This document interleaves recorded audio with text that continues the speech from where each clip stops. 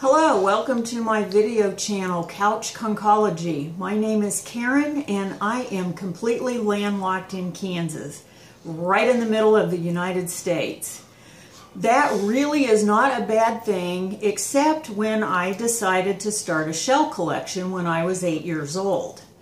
This tiger cowrie, Cypria tigris, is my very first shell. My parents and my sister and I were on a driving trip to the Ozarks in 1968. On a stop, we went to one of those five and dime stores in Noel, Missouri. Lined up on one of the shelves were these cowries, and my mother bought one for me. I kept looking at it and polishing it all the way home, and it was right then that I decided I wanted to start a shell collection. I did not have any idea how difficult that would be, but I was going to give it a go. So not long after this, a friend of mine went to Acapulco, Mexico, and found this on a beach and brought it back for me. And I was thrilled. But the problem was it was really stinky on the back, and my mom wanted to throw it out. Of course, I wouldn't let her. So we soaked it in a bucket and used some bleach, and it stayed outside for quite a while, and finally it smelled okay enough to get to come in the house, and I've had it ever since, and I really still love it. So one of the other things that helped the shell collection along was one of the variety stores in the town that I lived in had a section on like South Pacific stuff, or so it looked, and they had shell packs. These abalone shells would be filled with shells and have the plastic over them, and most of them at the time came out of a company in Los Angeles, California called Quan Quan. And so most of the shells in these shell packs seemed to be ones from western, Mexico and kind of in that area. Maybe a few of the Philippine shells and maybe some from India also. And so I was able to get a really decent variety of shells just by buying shell packs every so often. And of course I ended up with several of the abalone shells as well. There were bivalves in these shell packs, but you never got the other half. But they were pretty, and so I liked to get them. Then one of the local gem and mineral shows had some little shells for sale, and so I was able to get this little cone shell for 25 cents, and so I was happy to get that.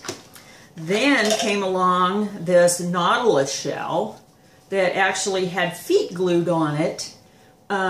So of course that really didn't fly with me. I didn't want a planter, I wanted a shell. So the feet came off pretty easily, no damage done, and so I have this really great chambered nautilus in my collection now.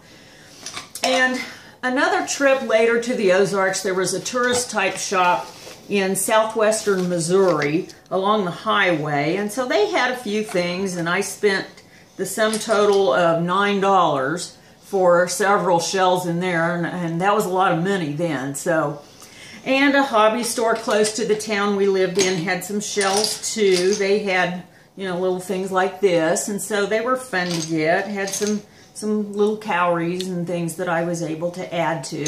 So the collection got to grow just a little bit at a time, and I really enjoyed getting anything new. And there was an ad in a magazine that my dad got, the Popular Mechanics magazine. They had an ad in there for, you could get 20 cowries, different ones, for $4. So I was able to snag some really fun cowrie shells that I still have to this day. And as a bonus, they sent me this little carrier shell that I was really happy to get too. That was the first time I'd ever actually seen one of those, so that was really fun too. As far as books go, there were not very many books. There was the R. Tucker Abbott Seashells of the World book that was $1 then, and I really thought that all of the shells in here were actually all of the shells that there were, and that if you had these, you had everything. So I was pleasantly surprised to be wrong about that there was lots more to be had besides these. Then there was the Seashores book that had a lot of really good shell illustrations in it as well. And it also had a section on sand dollars and crabs and things like that, sea stars and everything. So, and those interested me too. Then later came the Seashells of North America book, which was really nice to have as the growing library. Also the Seashells, another R. Tucker Abbott book, this seashell book that had some really nice photographs in it as well. And I think this was one of the earlier ones too, the How and Why Wonder book of seashells that was kind of fun. Had some interesting little things in it about the shells too. And so that was the extent of my library for quite some time. And this kind of gives you an idea of how the collection started. In future videos, I will like to expand on how the collection grew, how I was able to add to it over the years, and some interesting finds. And I have all kinds of things to tell about with shells. So I hope you've enjoyed this video, and I hope you subscribe. Thanks a lot for watching. Bye.